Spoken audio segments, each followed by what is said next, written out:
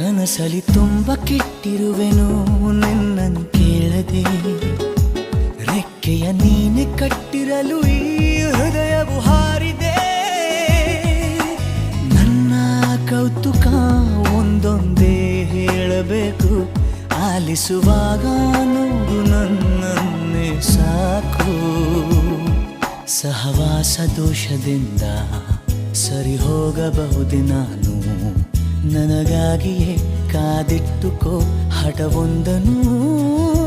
ಕೆಳಗುವ ಮುನ್ನವೇ ಪರವಶನಾದೆನು, ಅರಿಯುವ ಮುನ್ನವೇ ಪರಿಚಿತನಾಗಲಿ ಹೇಗೆ ಪ್ರಣಯಕ್ಕೂ ಮುನ್ನವೇ.